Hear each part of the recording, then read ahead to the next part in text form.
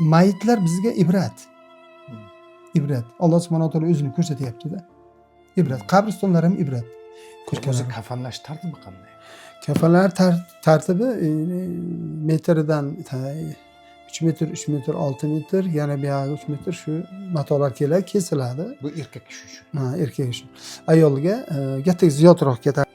Demak, erkak kishilarga 9 metr deyapsiz-da.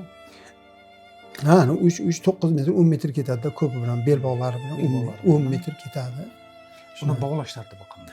Bog'lash tartibi birinchi bosh tomon baylanadi, bosh tomon. Keyin ikkinchisi bel baylanadi. Undan keyin oyoq mana tizzani oldi ham baylanadi. Nimaga degan, etiga yalpayib ochib ketmasligi uchun. Keyin oyoqni uchi baylanadi, uchta joyini keyin yechiladi. Tizzaniki qoladi. Bu yechiladi, sal olinadi. Bu yoqni bu o'rtadagi beldagi yechiladi, lekin tizzadagi qoladi. Tizzadan qol degani ma'nosi oyoq yerilib ketadi-ku, yaxshi yotmaydi. Mana bu yoqda boldir suyaklar ochilib ketib qoladi-da, bo'shab. Shu maqsadda shu baylanadi. Shu mayitni chiqargan o'ta bosh bilan chiqarishmoq lozim. Endi bu aytdim, qayta aytamanki, shu oyoq qibla qo'yib kiyintiriladi. Keyin chiqargan vaqtda bosh bilan chiqariladi. Endi ko'p nima uchun bosh bilan chiqariladi deganga, uy bilan xayrlashadi. Qabrgacha ham bosh bilan ketiladi. Bosh bilan ketiladi. Nimaga ham bosh bilan kiriladi qabristonga, lekin qabrda oyoq bilan kiriladi. Shu bir 5-6 kishini yuvdim, yaxshi nuroniy boboylardan birman. Shu mushkambar sekkanim yo'q, lekin mushkambar hidi kelib turdi. Keyin ba'zi holat yana bir holatlar bo'ldi. Shu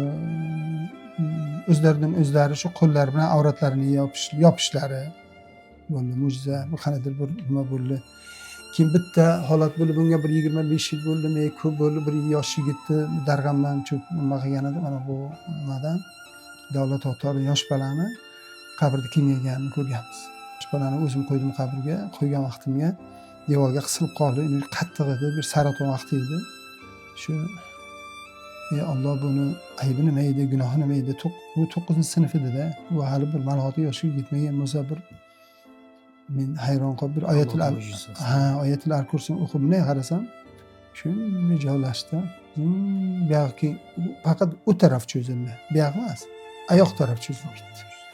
Buni mo'jizani men o'z ko'z bilan ko'rganman. Bunaqa mo'jizalar ko'p bo'lib turadi. Robbana atina fil dunya hasana va fil oxirati qina azobannar.